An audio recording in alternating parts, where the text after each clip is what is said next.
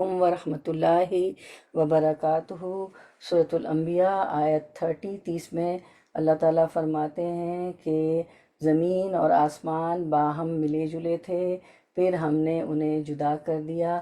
اولم یر الذین کفروا ان السماوات والارض کانتا رتقا ففتقناہما، زمین و آسمان باہم ملے جلے تھے، پھر ہم نے انہیں جدا کر دیا۔ اور اسی چیز کو موجودہ دور کا نظریہ ہے بگ بینگ تھیوری۔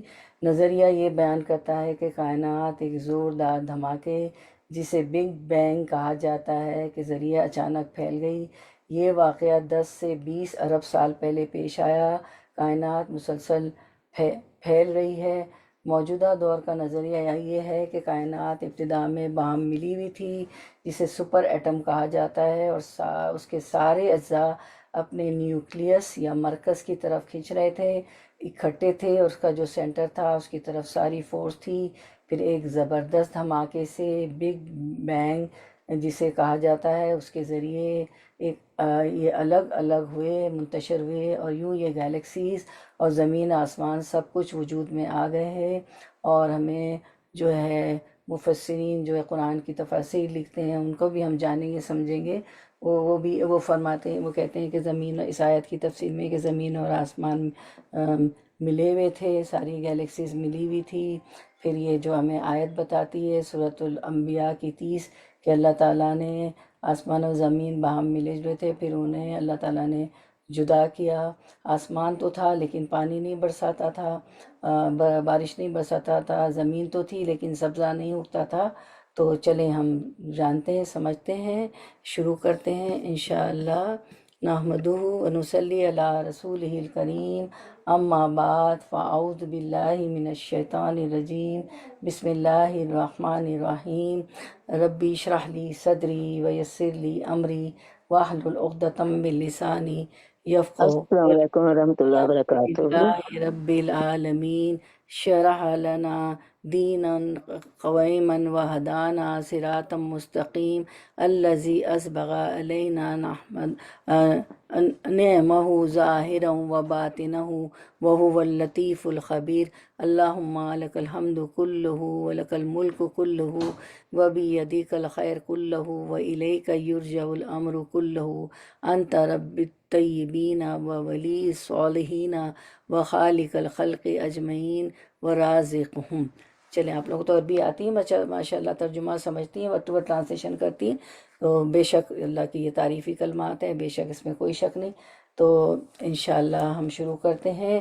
ہمارا جو ہے 17 جز ہے، اقترب للناس اور سورۃ الانبیاء ہے۔ تو ہم شروع کرتے ہیں انشاءاللہ آیت نمبر 25 سے، ورڈ ٹو ورڈ ٹرانسلیشن۔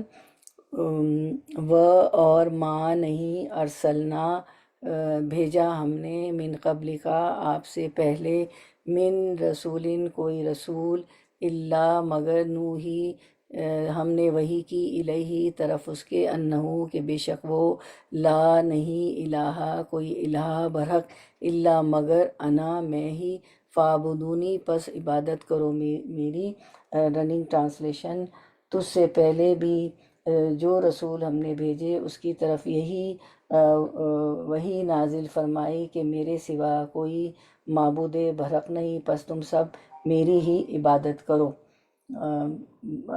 آیت کی طرف آتے ہیں۔ وما ارسلنا من قبلک من رسول، آپ سم سے اللہ تعالیٰ مخاطب ہیں کہ اے نبی آپ سے پہلے بھی جو رسول ہم نے بھیجا، الا نوحی الہی اس کی طرف یہی وہی نازل فرمائی کہ کیا نازل فرمائی، انہو کہ بے شک، لا الہ الا انا فاعبدونی میرے سوا کوئی معبود برحق نہیں، پس تم سب میری ہی عبادت کرو۔ یعنی کلمہ ہے توحید، لا الہ الا اللہ، اللہ کے سوا کوئی معبود نہیں ہے، صرف اسی کی عبادت کرنا ہے۔ اور پیچھے جو کچھ آیات تھی وہ شرک پر تھی نا، ابھی بھی آج بھی آئیں گی شرک پہ آیت، تو شرک کی معافی نہیں ہے۔ اور ان الشرک لظلم عظیم، شرک جو ہے سب سے بڑا ظلم ہے۔ لقمان نے بھی رحم اللہ نے بھی اپنے بیٹے کو یہی نصیحت کی تھی، اور ان کی بات اتنی پسند آئی کہ اللہ تعالیٰ نے سورۃ اللقمان نازل کر دی، ان کی جو وصیتیں جو تھی اپنے بیٹے کو۔ تو لا الہ الا اللہ، لا یعنی لا کا مطلب نفی، سارے معبودوں کی نفی، جو 307 بت اور جو بھی جس کو کوئی بھی پوچھتا ہے، کوئی بچھڑے کو، کوئی سونے کا بت، چاندی کا بت، پیتل کا بت، مٹی، تانبے، جس کے لوہے، جو ہم نے پڑھا تھا پچھلے بھی درس میں، سب کی نفی ہو گئی، اور 360 بت جو حرم شریف میں بھی رکھے تھے، خانہ کعبہ میں، کہ سب کی نفی کے اللہ کے سوا سب باطل ہے، اللہ کے سوا کوئی معبود نہیں، لا الہ الا اللہ، نہیں کوئی معبود سوائے اللہ کے، اور محمد رسول اللہ، اور رسول اللہ صلی اللہ علیہ وسلم اس کے رسول ہیں۔ مشرکوں سے ایسی دلیل کے مطالبے کے بعد جو ہے اللہ تعالیٰ نے خود ہی یہ وضاحت فرما دی کہ پہلے میں نے تو جو بھی رسول بھیجا اس کی طرف یہی وحی کرتا رہا کہ میرے سوا کوئی الہ نہیں۔ پھر ان منزل من اللہ کتابوں میں کوئی ایسی بات نکل بھی کیسے سکتی ہے جس میں شرک کے لیے جواز کی سند موجود ہو، اور اتفاق کی بات ہے کہ سابقہ الہامی کتابوں میں، تورات، زبور، انجیل میں اگر سے بہت سی تحریف ہو چکی ہے، پھر بھی وہ توحید ہی کے دلائل مہیا کرتی ہیں، ان میں ایسی کوئی بات نہیں ملتی جس سے شرک کی تائید کی گئی ہو۔ تو لا الہ الا اللہ، ہمارا نہیں کوئی معبود سوائے اللہ تعالیٰ کے، ہمارا جینا مرنا، ہمارے حج کے مناسک ہو، کچھ بھی ہو، سب کچھ جو ہے ہماری نمازیں اللہ رب العالمین کے لیے، قل ان صلاتی و نسکی و محیای و مماتی للہ رب العالمین، اے محمد صلی اللہ علیہ وسلم آپ فرما دیجئے کہ بالیقین میری نماز، میری ساری عبادت، میرا جینا اور میرا مرنا، یہ سب خالص کس کے لیے؟ اللہ ہی کا ہے جو سارے جہان کا مالک ہے۔ تو بس ہمیں بھی جو ہے، ہم بھی سب اس پہ عمل کرتے ہیں کہ ہمارا جینا مرنا، ہماری نمازیں، ہمارے جتنے مناسک ہیں، سب کس کے لیے؟ خالص اللہ کی عبادت، اللہ تعالیٰ کے لیے جو ہے، جو رب العالمین ہے، سارے جہان کا مالک ہے۔ ہماری بازار میں جانا، ہمارے نکاح، ہماری پکنکس، ہماری پارٹیز، ہماری سارا روٹین جو ہے 5 نمازوں کے گرد گھومنا چاہیے، اللہ تعالیٰ کے لیے سب کچھ ہونا چاہیے۔ پھر اللہ، اور یہی چیز اللہ تعالیٰ نے فرمائی سورۃ الذاریات میں، وما خلقت الجن والانس الا لیعبدون، اور میں نے جنات اور انسانوں کو صرف اسی لیے پیدا کیا ہے کہ وہ میری بندگی کریں، میری بندگی اختیار کریں، میری عبادت کریں۔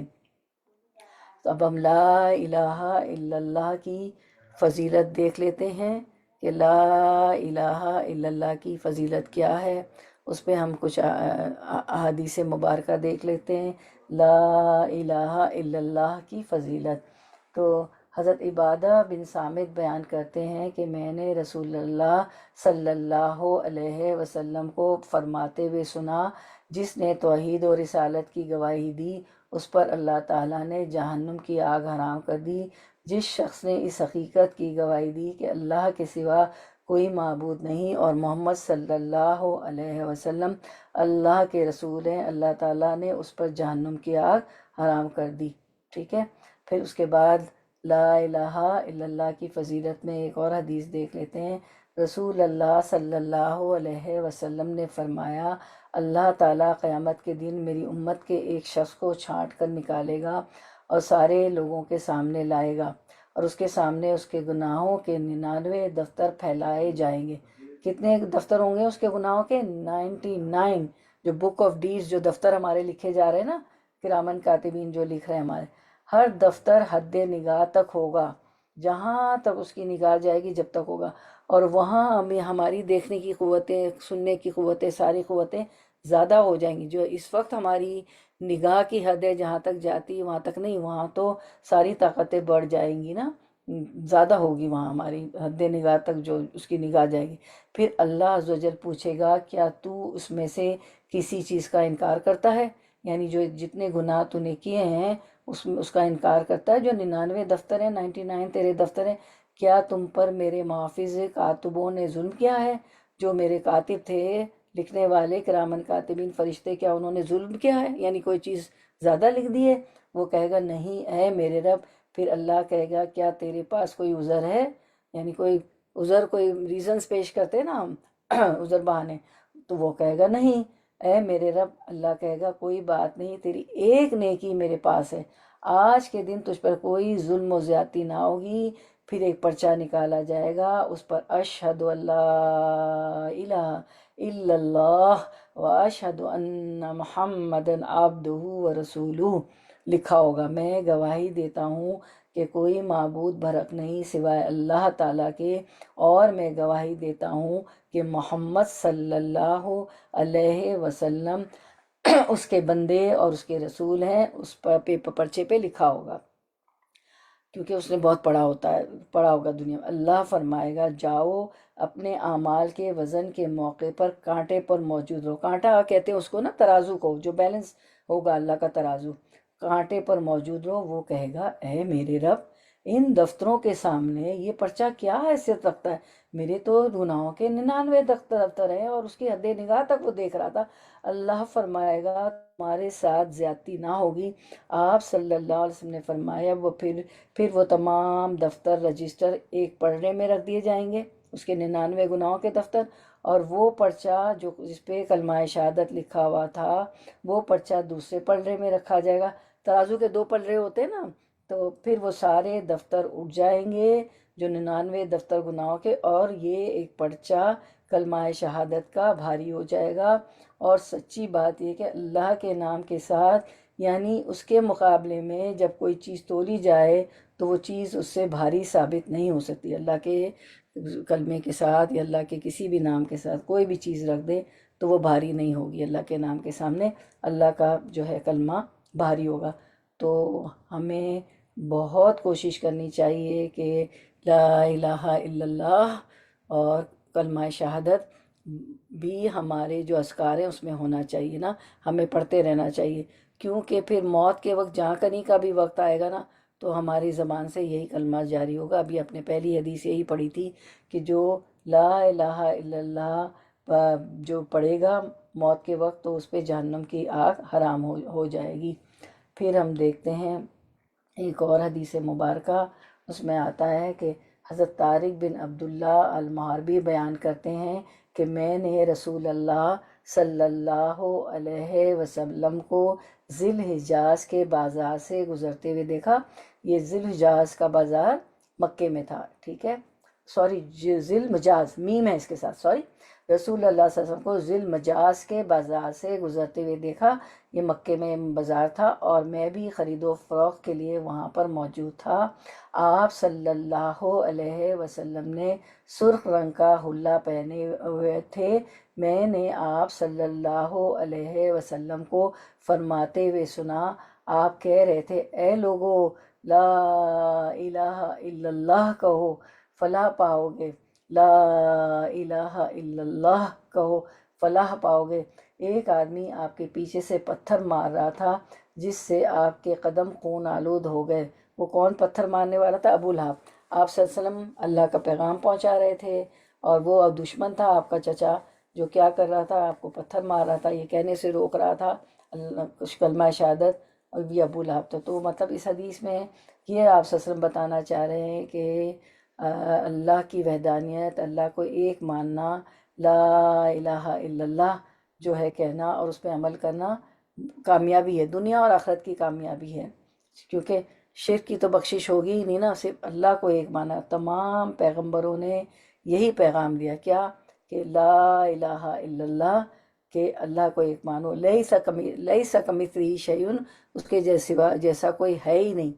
تو اللہ رب ہے، خالق ہے، مالک ہے، اور جو ہے سب کچھ اللہ ہی، روزی بھی ہمیں وہی دیتا ہے، زندہ کرتا ہے، مارتا ہے، سب کچھ اللہ ہی ہے، سپرفیشل پاور ہے، اللہ نے ہمیں پیدا کیا تو وہی عبادت کے لائق بھی ہے۔ تو تمام انبیاء کرام علیہ السلام کی دعوت بھی یہی تھی کہ کیا کرو؟ اللہ کی وحدانیت۔ تو یہ تھی لا الہ الا اللہ کی فضیلت۔ تو ہمیں ہمیشہ یہ بھی ہمارے ذکر میں شامل کرنا چاہیے، اور کلمہ شہادت بھی، ٹھیک ہے، اشہد ان لا الہ الا اللہ وحدہ لا شریک لہ واشہد ان محمد عبدہ ورسولہ۔ تو اللہ کے رسول خود صلی اللہ علیہ وسلم فرما رہے ہیں کہ کہو لا الہ الا اللہ تو کامیاب ہوگے، کیونکہ جب اللہ کی مان کے چلیں گے تو ظاہر ہے قرآن پہ بھی ہم عمل کریں گے کہ اللہ کا بھیجا ہوا قرآن ہے، محمد صلی اللہ علیہ وسلم اللہ کے رسول ہے، اس پہ عمل کریں گے، جو اللہ تعالیٰ نے حکم دیے ہیں ان کو مانیں گے، جو اوامر جو حکم ہے اور جو نواہی ہیں جن سے اللہ تعالیٰ نے رکنے کو کہا ہے ان سے رکے رہیں گے، سچ جھوٹ حلال حرام جو بھی اللہ نے کہا ہے تو کامیابی ہے، اللہ کی رضا حاصل ہوگی، اور جب تقوی حاصل ہوگا، جب تقوی کیا ہے اللہ کا ڈر، تو تقوی جب حاصل ہوتا ہے، اللہ کا ڈر ہوتا ہے تو انسان گناہوں سے بچتا ہے، گناہوں سے بچتا ہے اللہ کو راضی کرتا ہے، جب اللہ راضی ہوتا ہے تو جنت مل جاتی، جنت کا حصول ہوتا ہے انشاءاللہ۔ تو یہ تھی لا الہ الا اللہ کی فضیلت۔ اب آیت نمبر 26 ورڈ ٹو ورڈ ٹرانسلیشن انشاءاللہ۔ وقالو اور قالو انہوں نے کہا، اتخذا بنا لی ہے رحمان نے ولدن اولاد، سبحانہ سبحانہ پاک ہے وہ، سبحانہ پاک ہے وہ، بلکہ عباد وہ بندے ہیں، مکرمون جو عزت دیے گئے ہیں۔ رننگ ٹرانسلیشن، مشرک لوگ کہتے ہیں کہ رحمان اولاد والا ہے، جو کہ یہ غلط بات ہے نا، اللہ کے ساتھ شرک کرتے ہیں، اس کی ذات پاک ہے بلکہ وہ سب اس کے باعزت بندے ہیں۔ تو اصل میں یہ خطاب صرف مشرکین مکہ کو ہے جو فرشتوں کو اللہ کی بیٹیاں قرار دیتے تھے، ٹھیک ہے، مشرکین کہتے ہیں کہ رحمان کی اولاد ہیں، وہ فرشتوں کو اللہ کی بیٹیاں قرار دیتے تھے، کیونکہ آگے اسی بات کی وضاحت بھی آئے گی اگلی آیت میں۔ تو اللہ تعالیٰ فرماتے ہیں کہ سبحانہ وہ پاک ہے، بل عباد مکرمون بلکہ فرشتے تو اس کے معزز بندے ہیں۔ مکرمون کون ہیں؟ فرشتے مراد ہیں، یہ فرشتے اللہ کے دست بستہ غلام ہیں اور معزز اس لحاظ سے ہیں کہ وہ ہر وقت اللہ کی تسبیح و تقدیس میں مشغول رہتے ہیں۔ سبحان اللہ و بحمدہ، سبحان اللہ سبحان الملک القدوس، وہ باادب اتنے ہیں کہ اللہ کے حضور کوئی بات ہی نہیں کرتے، بس صرف حکم کے منتظر رہتے ہیں، اور جب انہیں کوئی حکم دیا جاتا ہے تو فوراً اس کی تعمیل کر لیتے ہیں، ٹھیک ہے نا۔ پھر اللہ تعالیٰ فرماتے ہیں سورۃ البقرہ 116 میں، وقالوا اتخذ اللہ ولدا، سبحانہ ان کا قول ہے مشرک مکہ کا کہ اللہ نے کسی کو بیٹا بنایا ہے، سبحانہ اللہ پاک ہے، بل لہ ما فی السماوات والارض، اللہ پاک ہے ان باتوں سے، اصل حقیقت یہ ہے کہ زمین اور آسمان کی تمام وجدات اس کی ملک میں ہیں، کل لہ قانتون، اور سب کے سب اس کے مطیع و فرما بردار، سب اس کے آگے جھکے ہوئے ہیں، سبھی اس کے آگے جھکے ہوئے ہیں۔ پھر ہم جو ہے ایک حدیث دیکھ لیتے ہیں۔ حضرت ابو ہریرہ رضی اللہ عنہ ذکر کرتے ہیں کہ رسول محترم صلی اللہ علیہ وسلم کا فرمان ہے کہ اللہ تعالیٰ ارشاد فرماتے ہیں کہ ابن آدم مجھے جھٹلاتا ہے، حالانکہ یہ اس کے لیے مناسب نہیں، وہ میرے بارے میں زبان درازی کرتا ہے، یہ اس کے لیے ہرگز جائز نہیں، اس کا مجھے جھٹلانا یہ ہے کہ اللہ مجھے دوبارہ پیدا نہیں کرے گا جس طرح اس نے پہلی بار پیدا کیا، کیا میرے لیے دوسری دفعہ پیدا کرنا پہلی دفعہ پیدا کرنے سے زیادہ آسان نہیں ہے؟ اس کا میرے بارے میں یہ کہنا بد کلامی ہے کہ اللہ کی اولاد ہے، جبکہ میں اکیلا اور بے نیاز ہوں، نہ میں نے کسی کو جنم دیا اور نہ مجھے کسی نے جنا ہے، اور کوئی بھی میری برابری کرنے والا نہیں۔ اور یہ جو ہے حدیث ہے صحیح بخاری کی، نبی کریم صلی اللہ علیہ وسلم نے فرمایا کہ اللہ تعالیٰ فرماتا ہے کہ ابن آدم نے مجھے گالی دی اور اس کے لیے مناسب نہ تھا کہ وہ مجھے گالی دیتا، اس نے مجھے جھٹلایا اور اس کے لیے یہ بھی مناسب نہ تھا، اس کی گالی یہ ہے کہ وہ کہتا ہے میرا بیٹا ہے، اور اس کا جھٹلانا یہ ہے کہ وہ کہتا ہے کہ جس طرح اللہ نے مجھے پہلی بار پیدا کیا دوبارہ موت کے بعد وہ مجھے زندہ نہیں کر سکے گا۔ استغفر اللہ۔ اللہ تعالیٰ تو لم یلد ولم یولد، نہ اس نے کسی کو جنا، نہ اس سے کوئی جنا گیا، نہ وہ کسی اس کا کوئی بیٹا ہے نہ وہ کسی کا بیٹا ہے، استغفر اللہ۔ اور یہ اس میں جو ہے مکرمون کے الفاظ ہیں، فرشتوں کے لیے آئے ہیں، بل عباد مکرمون بلکہ وہ اس کے معزز بندے ہیں، اس کے فرشتے ہیں۔ تو آپ کا Q&A ہے 26 آیت کے لیے کہ عباد مکرمون سے کیا مراد ہے؟ چلے کون بتائے گا کون مراد ہے عباد مکرمون؟ بسم اللہ، اللہ کون؟ کے فرشتے۔ جی جی، بارک اللہ فیک، اللہ اللہ کے فرشتے۔ جی اللہ کے فرشتے ہیں جی۔ چلیں اب 27 کی طرف آتے ہیں ہم انشاءاللہ۔ لا نہیں، یسبقونہ وہ آگے بڑھتے، ہو اس سے، یعنی اللہ تعالیٰ سے آگے نہیں بڑھتے فرشتے، لا یسبقونہ نہیں وہ آگے بڑھتے اس سے، بالقولی بات میں، وہم و اور ہم وہ وہم اور وہ، بھی امرہی اس کے حکم پر ہی، یعملون وہ عمل کرتے ہیں۔ رننگ ٹرانسلیشن 27، وہ اس کے حضور بڑھ کر نہیں بولتے، یعنی فرشتے بس اسی کے حکم پر عمل کرتے ہیں، کسی بات میں اللہ پر پیش دستی نہیں کرتے، بلکہ اس کے فرمان پر کاربند ہیں۔ اس میں مشرکین کا کہنا ہے جو فرشتوں کو اللہ کی بیٹیاں کہا کرتے تھے، فرمایا وہ بیٹیاں نہیں ہیں، وہ اس کے ذی عزت بندے اور اس کے فرما بردار ہے۔ علاوہ ازیں بیٹے بیٹیوں کی ضرورت اس وقت پڑتی ہے جب عالم پیری میں ضعف و بڑھاپا ایسے عوارض ہیں جو انسان کو لاحق ہوتے ہیں۔ اللہ تعالیٰ کی ذات ان تمام کمزوریوں اور کوتاہیوں سے پاک ہے، اس لیے اسے اولاد کی یا کسی سہارے کی ضرورت ہی کیا ہے۔ یہی وجہ ہے کہ قرآن کریم میں بار بار اس امر کی صراحت کی گئی ہے کہ اللہ تعالیٰ کی کوئی اولاد نہیں ہے، یعنی فرشتے حق تعالیٰ کی اولاد تو کیا ہوتے، وہ تو ایسے خائف اور مؤدب رہتے ہیں، لا یسبقونہ بالقول وہم بامرہ یعملون، اس سے بڑھ کر نہیں بول سکتے، وہ اللہ کے حکم پر کام کرتے ہیں، وہ تو ایسے خائف اور مؤدب رہتے ہیں کہ نہ قول میں اللہ تعالیٰ سے سبقت کرتے ہیں، نہ عمل میں اس کے خلاف کبھی کچھ نہیں کرتے۔ قول میں سبقت کرنے کا مطلب یہ ہے کہ جب تک حق تعالیٰ ہی کی طرف سے کوئی ارشاد نہ ہو خود کوئی کام کرنے میں مسابقت کی ہمت نہیں کرتے۔ لا یسبقونہ بالقول، اس سے یہ بھی معلوم ہوا کہ بڑوں کا ادب یہ بھی ہے کہ جب مجلس میں کوئی بات آئے تو اس مجلس کا بڑا ہے کہ اس کے کلام کا انتظار کیا جائے، پہلے ہی کسی اور کا بول پڑنا خلاف ادب ہے، پہلے بڑا بولے گا پھر دوسرے لوگ بات کریں۔ 27 میں ہم نے یہ سمجھا۔ پھر 28 ورڈ ٹو ورڈ ٹرانسلیشن کرتے ہیں انشاءاللہ۔ آیت number 28 word to word translation. لا نہیں، یعلم ما بین ایدیم، یعلم وہ جانتا ہے، ما جو بینا ایدیم ان کے آگے ہے، وما اور جو خلفہم خلف پیچھے، ہم ان کے، ہم ضمیر ہے ان کے پیچھے ہے، ولا اور نہیں، یشفعون وہ شفاعت کریں گے، الا مگر، لیمن جس کے لیے، ارتدا وہ راضی ہو جائے، جس کے لیے اللہ راضی ہو جائے وہی سفارش کر سکیں گے، وہم اور وہ، من خشیتہ اس کی خشیت سے، مشفقون ڈرنے والے ہیں۔ رواں ترجمہ، اور ان بندوں کے سامنے ظاہری احوال کو بھی جانتا ہے اور پوشیدہ احوال کو بھی، وہ صرف اسی کے حق میں سفارش کر سکیں گے جس کے لیے اللہ راضی ہو، اور وہ ہمیشہ اس کے خوف سے ڈرتے رہتے ہیں۔ یعلم ما بین ایدیہم وما خلفہم ولا یشفعون، اور اللہ ان بندوں کے سامنے ظاہری احوال کو بھی جانتا ہے اور پوشیدہ احوال کو بھی جانتا ہے۔ فرشتے کہ جو کچھ کرتے ہیں اللہ تعالیٰ جانتے ہیں، اور انسان جو کوئی بھی کچھ کرتا ہے اللہ تعالیٰ کا علم تو وسیع ہے، وہ سب جانتا ہے۔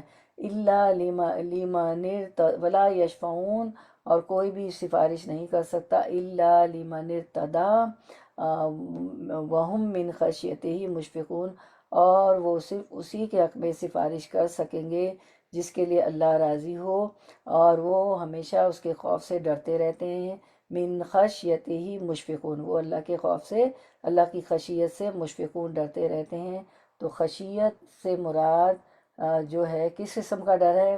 خشیت سے مراد وہ ڈر جو علم کی بنیاد پر ہو، ٹھیک ہے نا، اور وہ ڈر جو کسی کے ادب اور تعظیم کی وجہ سے ہو تو اس کو کہتے ہیں خشیت۔ خشیت سے مراد وہ ڈر جو علم کی بنیاد پر ہو، جو عالم ہوتے ہیں، جو بہت زیادہ علم میں آگے ہوتے ہیں، وہ انہیں خشیت ہوتی ہے، وہ اللہ کے، کیونکہ علم ہوتا ہے انہیں، اللہ وہ تو علم کی بنیاد پر وہ ڈر رہے ہوتے ہیں۔ اور خشیت سے مراد وہ ڈر بھی ہے جو ادب اور تعظیم کی وجہ سے ہو، اللہ کے ادب اور تعظیم کی وجہ سے بھی فرشتے ڈرتے ہیں۔ مشرکین مکہ وہ وجود سے فرشتوں کہتے تھے، ایک یہ کہ وہ اللہ کی اولاد ہیں، جی وہ دو وجہ سے فرشتوں کی عبادت کرتے تھے. ایک تو وہ کہتے تھے کہ وہ اللہ کی اولاد ہے کیونکہ وہ فرشتوں کو اللہ کی بیٹیاں مانگتے تھے. دوسرے اس لیے کہ وہ اللہ کے ہمارے سفارشی ہیں. فرشتوں کی ہم اس لیے عبادت کرتے ہیں کہ وہ اللہ کے ہماری سفارش کریں گے، تو اللہ کے حضور ہمارے قرب کا ذریعہ ہے.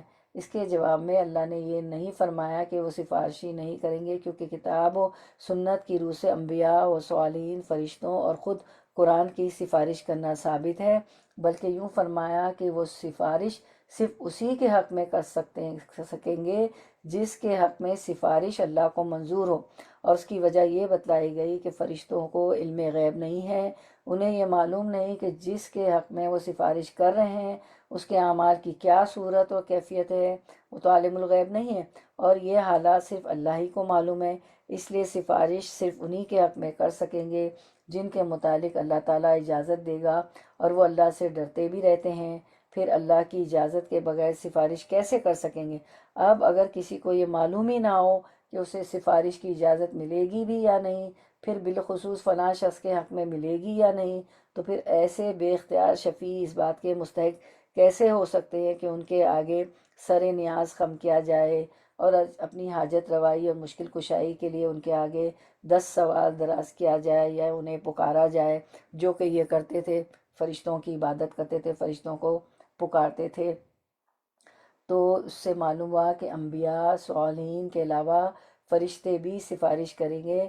صحیح حدیث سے بھی اس کی تائید ہوتی ہے، لیکن یہ سفارش انہی کے حق میں ہوگی جن کے لیے اللہ تعالیٰ پسند فرمائے گا. اور ظاہر بات ہے کہ اللہ تعالیٰ سفارش اپنے نافرمان بندوں کے لیے نہیں، صرف گناہ گار مگر فرما بردار بندوں یعنی اہل ایمان اور توحید کے لیے پسند فرمائے گا. سورۃ البقرہ میں فرمایا من ذا الذی یشفع عنده الا باذنہ یعلم ما ایدیہم وما خلفہم. جو کچھ لوگوں کے سامنے ہیں اللہ وہ اسے بھی جانتا ہے، اور جو ان سے اوجھل ہے اسے بھی جانتا ہے. یہ لوگ اللہ کے علم میں سے کسی چیز کا بھی ادراک نہیں کر سکتے مگر اتنا ہی جتنا وہ خود چاہے، جتنا اللہ چاہے. اس کی کرسی آسمان و زمین کو محیط ہے، ان دونوں کی حفاظت اسے تھکاتی نہیں، وہ بلند و برتر اور عظمت والا ہے. سورۃ السبا 23 میں فرمایا لا تنفع الشفاعۃ عنده الا لمن اذن له. اس کے ہاں صرف اس کی سفارش فائدہ دے سکتی ہے جس کے لیے وہ خود اجازت دے. ٹھیک ہے، تو چلے آپ کا کیو این ہے آیت نمبر 28 کا. خشیت سے مراد کس قسم کا ڈر ہے؟ کون بتائے گا؟ بسم اللہ. خشیت سے مراد کس قسم کا ڈر ہے؟ جی ایسا اللہ ڈر کے کہ علم جو کا، جی جی جی سسٹر سائمہ بول رہی تھی، جی بولیں. جی اللہ کے علم کا ڈر. جی ہاں، اللہ کے علم کا ڈر. جی بارک اللہ فلم. اللہ کے علم، مطلب اللہ کا ڈر، اللہ کے علم کا ڈر. جی جزاک اللہ خیر. اور سدرا کا بھی مائک کون تھا؟ سسٹر سدرا بھی بول رہی تھی. جی جی میں بھی میرا بھی یہ جواب تھا. خشیت مطلب وہ اللہ سے ڈر ہے ان کا جو جن کو جیسے جیسے بہت اسکالر ہیں، بہت اللہ جی والے ہیں، تو ان جی کو ڈر ہوتا ہے کہ کوئی غلطی نہ ہو جائے. جی جی جزاک اللہ علم والے. جی خشیتی ہی سے مراد قسم کا ڈر ہے. جواب وہ ڈر جو علم کی بنیاد پر ہو، وہ ڈر جو کسی کے ادب اور تعظیم کی وجہ سے ہو. تو اللہ تعالیٰ کے تو بہت ہی ادب اور تعظیم ہمیں ہے الحمدللہ. جب نماز کے لیے بھی کھڑے ہوتے تو بہت ڈرتے ہوئے، بہت خوف سے کہ ہم جو ہے یوم یقوم الناس لرب العالمین ایسے کھڑے ہیں جیسے حشر کے روز اللہ تعالیٰ کے یہاں حساب کتاب کے لیے کھڑے ہوں گے، رب العالمین کے لیے اس دن جب لوگ کھڑے ہوں گے. انبیاء 29 ورڈ ٹو ورڈ ٹرانسلیشن. ومن اور جو کوئی یقول کہے منہم ان میں سے انی بے شک میں الہ من دونہی اس کے سوا فذالک فتو ذالک ایسی صورت میں فذالک تو ایسی صورت میں. اب آپ دیکھیں ذالک تو وہ ہوتا ہے، ٹھیک ہے نا، وہ مذکر، تلکا وہ مؤنث. اب یہاں جو ہے کانٹیکس میں کیا ہو گیا؟ ایسی صورت میں. فذالکا تو ایسی صورت میں نجزی ہی نہ ہم اجزی بدلے میں دیں گے ہی اسے نجزی ہی ہم بدلے میں دیں گے اسے جہنم جہنم کذالکا اسی طرح نجزی ہم بدلا دیتے ہیں ظالمین ظالموں کو ظالم کی جمع کما ترجمہ اور ان میں سے جو شخص یہ کہے گا کہ اللہ کے علاوہ بھی الہ ہوں اسے ہم جہنم کی سزا دیں گے اور ہم ظالموں کو ایسے ہی سزا دیتے ہیں وَمَن یقل منہم اور ان میں سے جو شخص یہ کہے گا کیا کہے گا انی الہ من دونہ اللہ کے علاوہ بھی الہ ہوں فذالک نجزی جہنم تو ہم کیا کریں گے اسے ہم جہنم کی سزا دیں گے کذالک نجزی الظالمین اور ہم ظالموں کو ایسی سزا دیتے ہیں ان سب باتوں کے باوجود اگر کوئی شخص بالفرض اپنی خدائی کا دعویٰ کرتا ہے جیسے کہ فرعون اور نمرود جیسے کئی سرکش انسانوں نے کیا تھا فرعون کہتے تھے انا ربکم الاعلیٰ تو یہ ان کا اللہ تعالیٰ پر افتراء ہے اور وہ دوہرے تہرے مجرم ہیں ڈپلیکیٹ ٹرپلیکیٹ مجرم ہیں ان ظالموں کو ہم جہنم میں پھینک دیں گے اور ان کے جرائم کے مطابق انہیں قرار واقعی سزا دیں گے یعنی ان فرشتوں میں سے بھی اگر کوئی اللہ ہونے کا دعویٰ کرے وَمَن یقل منہم ان میں سے اگر کوئی دعویٰ کرے یعنی ان فرشتوں میں سے بھی کیونکہ فرشتوں کو عبادت کرتے تھے نا اگر کوئی اللہ ہونے کا دعویٰ کر دے تو ہم اسے بھی جہنم میں جھونک دیں گے یہ شرطیہ کلام ہے جس کا وقوع ضروری نہیں ہے مقصد شرک کی تردید اور توحید کا اثبات ہے جیسے اللہ تعالیٰ سورۃ الزخرف میں فرماتے ہیں قل ان کان للرحمن ولد فانا اول العابدین اگر آپ اے محمد صلی اللہ علیہ وسلم آپ کہہ دیجئے کہ اگر بالفرض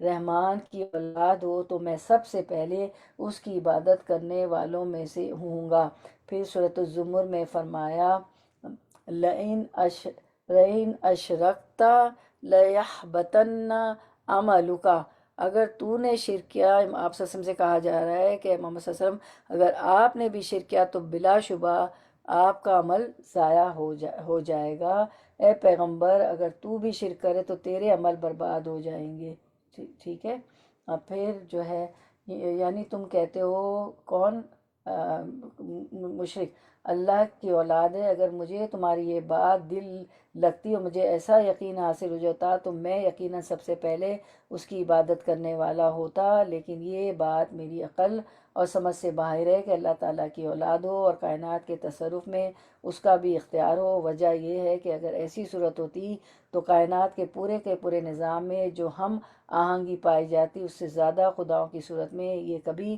برقرار نہیں رہ سکتی تھی پچھلے سبق میں درس میں بھی یہی پڑھا تھا کہ اگر لفظت آتا اگر ایک سے زیادہ الہ ہوتے تو جھگڑا ہو جاتا لڑائی ہوئی ایک کہتا سورج نکالو ایک کہتا نہیں میں چاند نکال لے گا ایک کہے گا بارش برتا دوسرا کہتا نہیں قحط سالی کر دو تو یہ ہم آہنگی نظر نہیں آتی ہے تو لا الہ الا اللہ کیا ہے صرف نہیں کوئی معبود سوائے اللہ کے کوئی there is no deity except اللہ اللہ کے سوا کوئی worthy of worship عبادت کے لائق کوئی ہے ہی نہیں لیسا کمثلہ شیء اس سے جیسا کوئی ہے ہی نہیں پھر مشرکین فرشتوں کو دو وجوہ سے معبود بناتے تھے ایک یہ کہ ان کے نزدیک وہ خدا کی اولاد تھے دوسرے یہ کہ وہ ان کی پرستش خوشامد کی انہیں خدا کے ہاں اپنا شفیع سفارشی بنانا چاہتے تھے سورۃ یونس میں فرمایا وَيَقُولُونَ هَؤُلَاءِ شُفَعَاؤُنَا عِندَ اللَّهِ یہ اللہ کے پاس ہمارے سفارشی ہیں یعنی ہم تو ان کی عبادت اس لیے کرتے ہیں کہ وہ کیا کریں گے اللہ کے آگے ہماری شفیع ہیں ہمارے سفارشی ہماری سفارش کریں گے بخشش کروائیں گے ایسا تو کوئی نہیں ہے سفارش تو وہی کر سکے گا جس کو اللہ کہیں پھر یہ سورۃ الزمر میں بھی ہے کہ ما نعبدہم الا یقربونا الی اللہ زلفیٰ ہم ان کی فرشتوں کی عبادت صرف اس لیے کرتے ہیں کہ یہ بزرگ اللہ کے نزدیکی کے مرتبے تک ہماری رسائی کرا دیں گے ٹھیک ہے لیقربونا الی اللہ زلفیٰ تو یہ ہماری رسائی اللہ کی نزدیکی کے مرتبے تک کرا دیں گے یہ ان کا غلط عقیدہ تھا چلے شرک سے بچنے کی بہت سی آیات پچھلی دفعہ بھی آئی تھی آج بھی ہیں تو ہم شرک سے بچنے کی دعا کر لیتے ہیں جانے انجانے میں ہم سے بھی نہ ہو جائے اللہم انی اعوذ بک ان اشرک بک وَأَنَا أَعْلَمُ وَأَسْتَغْفِرُكَ لِمَا لَا أَعْلَمُ، اے اللہ میں تیری پناہ چاہتا ہوں اس سے کہ میں جانتے بوجھتے تیرے ساتھ شرک کروں، اور میں بخشش مانگتا ہوں اس سے جو میں انجانے میں کروں۔ او اللہ I take refuge in you lest I should commit shirk with you knowingly, and I seek your forgiveness for what I commit unknowingly۔ اب جو ہے ہم آیت نمبر 30 کی طرف آتے ہیں، تو اس میں ہم دیکھیں گے آیت نمبر 29 کا آپ کا Q&A بھی ہے۔ خدائی کا دعویٰ کرنے والوں کے لیے کیا سزا بتائی گئی ہے؟ جہنم۔ جہنم، جی جزاک اللہ خیر، جہنم۔ جہنم، جی چلے اب آیت نمبر 30 کی طرف آتے ہیں۔ ورڈ ٹو ورڈ ٹرانسلیشن بڑی امپورٹنٹ آیت ہے۔ بگ بینگ تھیوری کے متعلق کہ ایک دھماکہ ہوا، سب جڑے ہوئے تھے، سارے گیلیکسیز اور سارے پلینٹس، پھر وہ دھماکہ ہوا جو موجودہ تھے دور کا نظریہ، پھر وہ سب الگ ہو گئے۔ تو دیکھیں اللہ تعالیٰ کیا فرماتے ہیں، ہم دیکھتے ہیں۔ اولم کیا بھلا نہیں یرا دیکھا الذین ان لوگوں نے جنہوں نے کفرو کفر کیا، انا کہ بے شک السماواتی آسمان والارض اور زمین کانتا تھے وہ دونوں رتقن ملے ہوئے، ففتقناہما تو جدا جدا کر دیا ہم نے ان دونوں کو، ففتق جدا جدا کر دیا نا ہم نے ہما ان دونوں کو، یعنی زمین و آسمان کو، دو ہے نا ہما، ففتقناہما تو جدا جدا کر دیا ہم نے ان دونوں کو، وجعلنا بنائی ہم نے من الماء پانی سے، کل شعین ہر چیز، حیین زندہ، افلا کیا پھر لا نہیں، افلا کیا پھر نہیں، یؤمنون وہ ایمان لاتے۔ رواں ترجمہ رننگ ٹرانسلیشن، کیا کافر لوگوں نے یہ نہیں دیکھا کہ آسمان و زمین باہم ملے جلے تھے، پھر ہم نے انہیں جدا کیا اور ہر زندہ چیز کو ہم نے پانی سے پیدا کیا، کیا یہ لوگ پھر بھی ایمان نہیں لاتے؟ تو چلے ہم اس کو دیکھ لیتے ہیں۔ یہ آج کا ہمارا ٹاپک ہے، ان السماوات والارض کانتا رتقن ففتقناہما، آسمان اور زمین باہم ملے جلے تھے، پھر ہم نے انہیں جدا کیا۔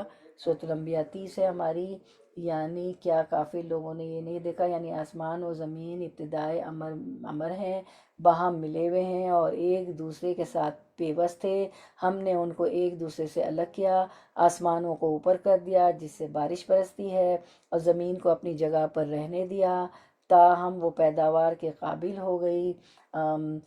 ان السماوات والارض کانتا رتقا ففتقناہما، آسمان اور زمین باہم ملے جلے تھے، پھر ہم نے انہیں جدا کیا۔ اس سے مراد اگر بارش اور چشموں کا پانی ہے تب بھی واضح ہے کہ اس کی رویدگی ہوتی ہے اور ہر ذی روح کو حیات نو ملتی ہے، اور اگر مراد نطفہ ہے تو اس میں بھی کوئی اشکال نہیں کہ ہر زندہ چیز کے وجود کے باعث وہ قطرہ آب ہے جو نر میل کی پیٹھ کی ہڈیوں سے نکلتا ہے اور مادہ فیمیل کے رحم میں جا کر قرار پکڑتا ہے جو ان کا رشتہ جوڑتا ہے۔ اس کے بعد ہم دیکھتے ہیں کہ اس آیت میں رتق اور فتق کے الفاظ استعمال ہوئے ہیں کہ ان السماوات والارض کانتا رتقا ففتقناہما، تو اس آیت میں رتق اور فتق کے الفاظ استعمال ہوئے ہیں، اور یہ دونوں الفاظ ایک دوسرے کی ضد ہیں۔ رتق کے معنی دو چیزوں یا کئی چیزوں کا مل کر جڑ جانا اور چیدہ ہوتا ہے، اور فتق کے معنی ایسی گڈمٹ شدہ اور جڑی ہوئی چیزوں کو الگ الگ کر دیتا ہے۔ اس آیت میں کائنات کا نقطۂ آغاز بیان کیا گیا ہے کہ ابتدا صرف ایک گڈمٹ اور کئی چیزوں سے مخلوط مادہ تھا، اسی کو کھول کر اللہ تعالیٰ نے زمین و آسمان اور دوسرے اجرام فلکی کو پیدا کیا ہے، پلینٹس گیلیکسیز پیدا کیا ہے۔ اب ہم دیکھ لیتے ہیں اس کی ڈیٹیل رتق اور فتق کی۔ ان السماوات والارض کانتا رتقا ففتقناہما، آسمان و زمین باہم ملے جلے تھے، پھر ہم نے انہیں جدا کیا۔ سورۃ الانبیاء 30۔ رتق را تا قاف سے ہے، اوپر جو آپ کے دو لفظ ہیں نا رتقن ففتقناہما، ٹھیک ہے، تو رتقن کو ہم نے لیا رتق را تا قاف، اس کا روٹ ورڈ ہے۔ رتق کے معنی بند ہونے کے ہیں، جڑے ہوئے، باہم ملے ہوئے، بند کرنا، ملانا۔ بند ہونے سے مراد رتقن جو ہے نا، اس سے مراد بند ہونے سے مراد آسمان کی بارش اور زمین کی پیداوار کا بند ہونا۔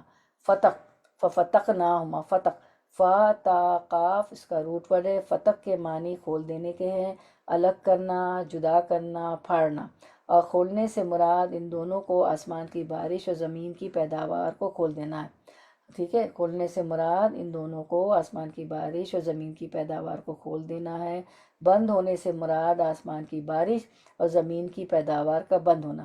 رتق اور فتق، ان دو لفظوں کا مجموعہ رتق اور فتق کسی کام کے انتظام اور اس کے پورے اختیار کے معنی میں استعمال ہوتا ہے۔ الفاظ آیت کا ترجمہ یہ ہوا کہ آسمان اور زمین بند تھے، ہم نے ان کو کھول دیا۔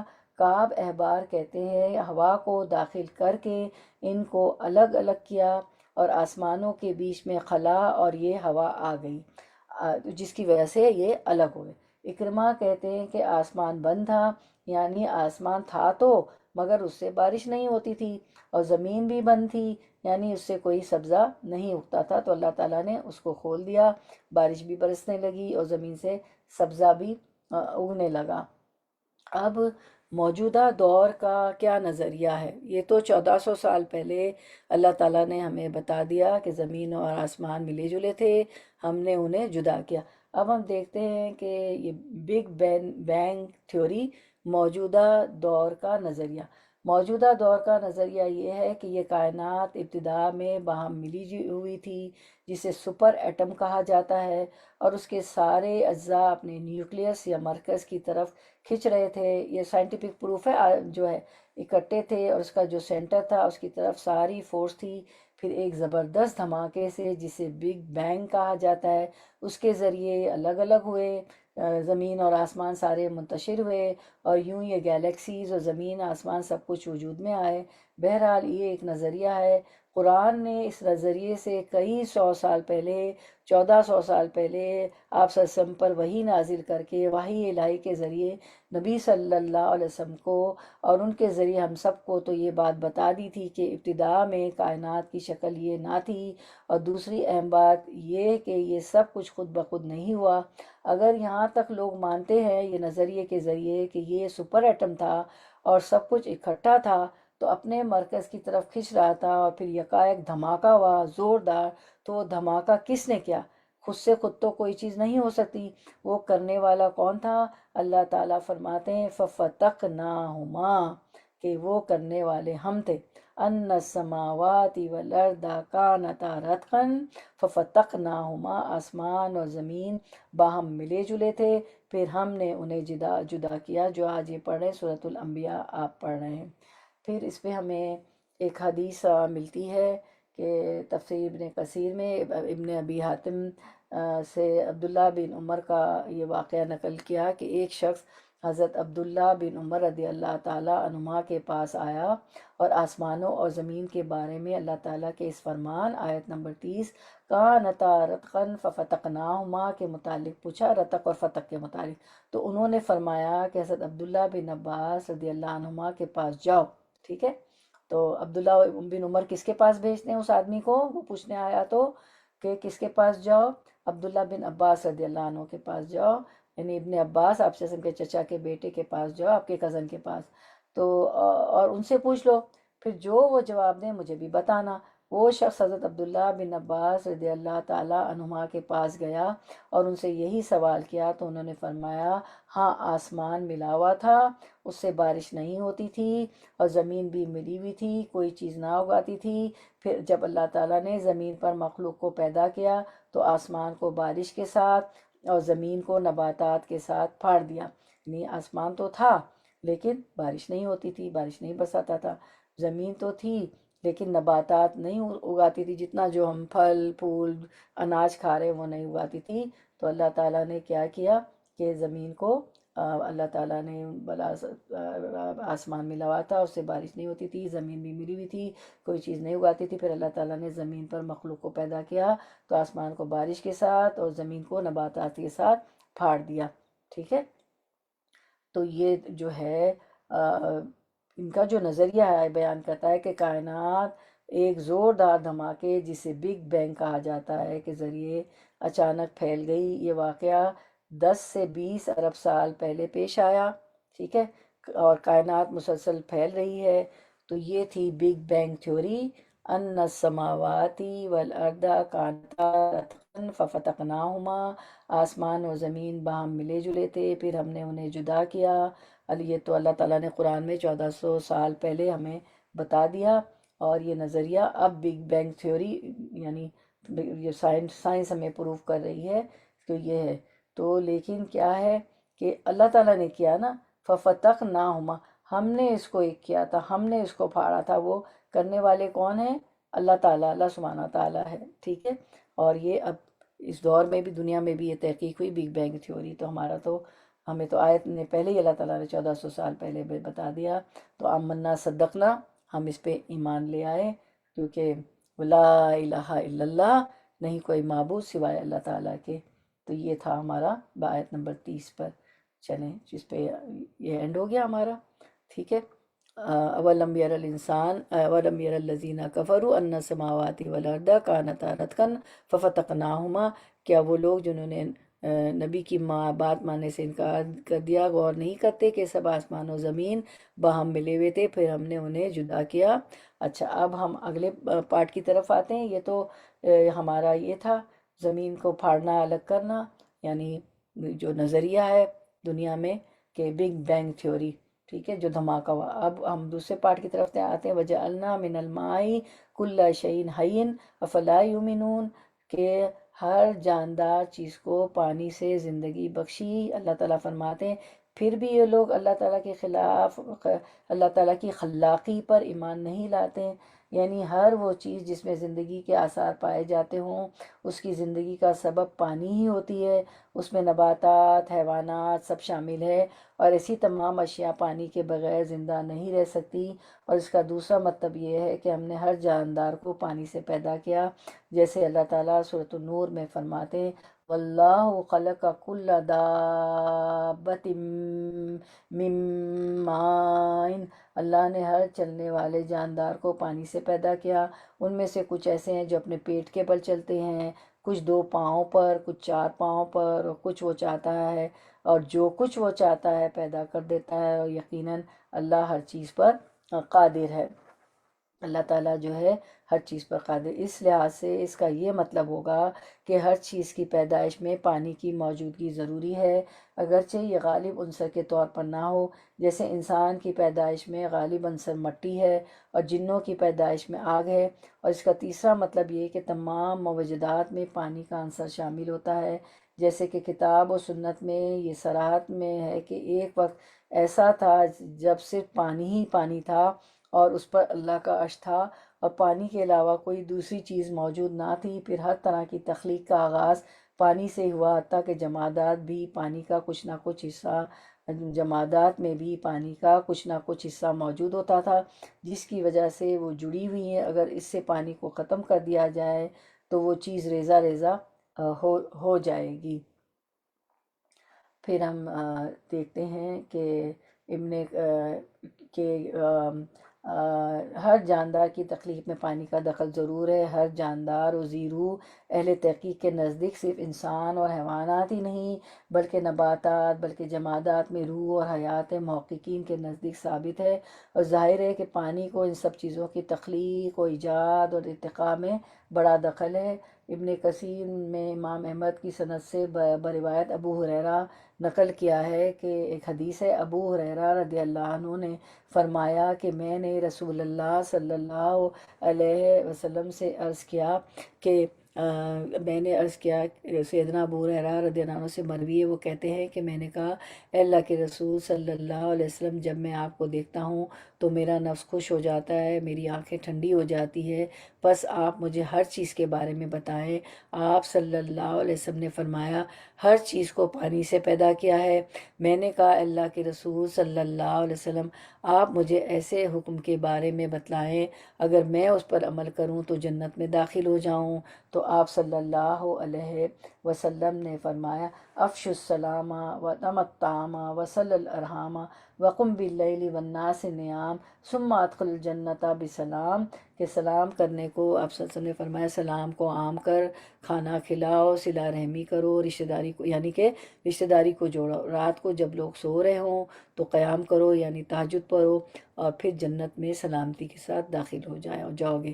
تو کیا کرنا ہے؟ سلام کو عام کرنا ہے، کوئی نہ بھی کرے تو سلام کریں اگر جنت میں سلامتی کے ساتھ داخل ہونا ہے تو، کیونکہ اگر کوئی ہمیں سلام کا جواب نہیں دیتا تو ہم اس کو سلام نہیں کرتے کہ تو جواب ہی نہیں دیتا، نہیں، اس سے بہتر مخلوق ہمیں جواب دے رہی ہوتی، کھانا کھلائیں، قرابت داری کو جوڑے، قاطع رحم جنت میں نہیں جائے گا تو رشتہ داری کو جوڑے، اللہ کے لیے جھک جائیں، آج سب کو جا کے فون کر دیں، قریب ہیں آپ سے اگر دوسرے ملک میں تو فون کر دیں، قریب ہیں تو گفٹس دے دیں، کھانے کو بلا لیں، کھانے کا ایک مہینے میں ایک بار تو ضرور، یا 2-3 مہینے سے ایک بار تو ضرور رشتہ داروں کو بلایا کریں، اور جو ہے تہجد کو جو ہے قیام کیا کریں، کیونکہ جب سب سو رہے ہوں نیند توڑ کے اٹھنا اس کا بڑا ثواب ہے، اور جو ہے تہجد کے وقت سب کو معلوم ہے اللہ تعالیٰ آسمان دنیا پہ تجلی فرماتے، جو ہمارا آسمان ہے، 7 آسمان ہے نا، ہمارا جو آسمان ہے جس میں ہم چاند سورج ستارے ہمیں نظر آتے ہیں اس پہ قیام فرماتے ہیں،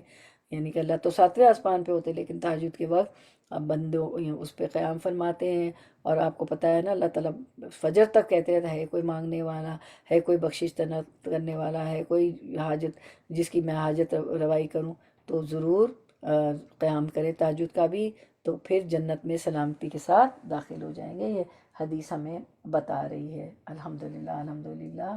اب یہ ہم جو ہے 31 کر لیتے ہیں پھر ہم اینڈ کریں گے، ہمارا ٹائم بھی اب ہو رہا ہے۔ ورڈ ٹو ورڈ ٹرانسلیشن، وجالنا اور جعلا بنایا، بنایا ہم نے فی الارض زمین میں، رواسیا پہاڑوں کو، ان کے تمیدہ نہ وہ ڈھلک جائے، بہم ساتھ ان کے، وجعلنا اور بنائے ہم نے فیہا اس میں، فجاجن کشادہ، سبلن راستے، لعلہم تاکہ وہ یہتدون وہ راہ پا جائیں۔ رواں ترجمہ رننگ ٹرانسلیشن، ہم نے زمین میں پہاڑ بنا دیے تاکہ مخلوق کو نہ ہلا سکے، وجعلنا فی الارض رواسیا ان تمیدہ بہم، یعنی اگر زمین پر یہ بڑے بڑے پہاڑ نہ ہوتے تو زمین جنبش اور لرزش ہوتی رہتی، جس کی وجہ سے انسانوں اور حیوانوں کے لیے زمین مسکن اور مستقر بننے کی صلاحیت سے محروم رہتی۔ ہمارا مسکن ہے نا، ہلتی نہیں، بالکل پتہ ہی نہیں چلتا، اور ہم نے پہاڑوں کا بوجھ اس پر ڈال کر اسے ڈاواں ڈول ہونے سے محفوظ کر دیا، جیسے پہاڑ جو ہے کیل ٹھوک دی، میخیں ٹھوک دی پہاڑ کو تو وہ ڈاواں ڈول نہیں ہوتی ہے۔ وجعلنا فیہا فجاجا سبلا لعلہم یہتدون، اور ہم نے اس میں کشادہ راہیں بنا دی تاکہ وہ راستہ حاصل کریں۔ اس سے مراد زمین یا پہاڑیں، یعنی زمین میں کشادہ راستے بنا دیے یا پہاڑوں میں درے رکھ دیے، جس سے ایک علاقے سے دوسرے علاقے میں آنا جانا آسان ہو گیا۔ پہلے تھوڑی راستے تھے نا، انہی راستوں سے جاتے تھے، دروں سے۔ دوسرا مفہوم یہ بھی ہو سکتا ہے کہ ان کے ذریعے اپنی معاش کے مسالے اور مفادات حاصل کر سکیں، معاش بھی حاصل ہوتا ہے۔ سورۃ النحل میں فرمایا وَأَلْقَى فِي الْأَرْضِ رَوَاسِيَ أَن تَمِيدَ بِكُمْ وَأَنْهَارًا وَسُبُلًا لَعَلَّكُمْ تَهْتَدُونَ، نیز اس نے زمین کو ہچکولے سے بچانے کے لیے اس میں مضبوط پہاڑ رکھ دیے تاکہ تمہیں لے کر ہچکولے نہ کھائے، اور نہریں بھی بنائی اور رستے بھی تاکہ تم آتے جاتے وقت راہ پا سکو۔ پہاڑوں کے فائدے، رواسی ایسے سلسلہ ہائے کوہ کو کہا جاتا ہے جو سینکڑوں میل تک پھیلے ہوئے ہوتے ہیں۔ ان کی تخلیق کا مقصد اللہ تعالیٰ نے یہ بتایا کہ زمین ہچکولے نہ کھائے، اور احادیث سے معلوم ہوتا ہے کہ زمین کو پیدا کیا تو وہ ڈگمگاتی اور ہچکولے کھاتی تھی، پھر اللہ تعالیٰ نے اس پر پہاڑ رکھ دیے۔ ترمذی کی یہ حدیث ہے جس کا مطلب یہ ہے کہ زمین پر پہاڑوں کو کس خاص ترتیب اور حکمت سے پیدا کیا اور رکھا گیا۔ کہیں اونچے اونچے پہاڑ ہیں، کہیں پھیلاؤ زیادہ ہے، کہیں بلندی کم ہے، کہیں دور تک پہاڑوں کا نام و نشان ہی نہیں ملتا، اور یہ سب کچھ زمین کے توازن، بیلنس کو قائم رکھنے کے لیے کیا گیا۔ اور جدید تحقیقات سے معلوم ہوا ہے کہ پہاڑوں کا وجود زلزلوں کو روکنے میں بڑا فائدہ مند ثابت ہوا ہے۔ گویا پہاڑوں کا ایک فائدہ یہ بھی ہے کہ انسان زمین پر سکون سے رہ سکتا ہے۔ سبحان اللہ سبحان اللہ سبحان اللہ۔ جو 31 تھا نا یہ ہمارا، چلیں اب اس پہ ہم اینڈ کرتے ہیں، اور بھی نشانیاں اللہ تعالیٰ کی، ٹھیک ہے، تو ہم اس پہ اینڈ کرتے ہیں، ہمارا ٹائم اپ ہو گیا ہے۔ اللہم وفقنا لما تحب و ترضا، یا اللہ ہمیں توفیق دے کہ ہم وہ عمل کریں جس سے آپ محبت کرتے ہیں اور جس سے آپ راضی ہوتے ہیں۔ ربنا تقبل منا انک انت السمیع العلیم وتب علینا انک انت التواب الرحیم۔ سبحان ربک رب العزت عما یصفون وسلام علی المرسلین والحمد للہ رب العالمین، وآخر دعوانا ان الحمد للہ رب العالمین۔ سبحانک اللہم وبحمدک نشہد ان لا الہ الا انت نستغفرک ونتوب الیک۔ السلام علیکم ورحمۃ اللہ وبرکاتہ۔ اچھا، کوئی آپ بات رکھنا چاہیں گی؟ بگ بینگ کی جو تھیوری اللہ تعالیٰ نے 1400 سال پہلے بتا لی، اور یا لا الہ الا اللہ کی فضیلت، جو بھی آیتیں آپ کو، اتنی ساری آیتیں گزری ہیں، کوئی کچھ کہنا چاہے گا، کوئی بات رکھے گا؟ بسم اللہ جی، بسم اللہ۔ ہاں بھائی ریکارڈ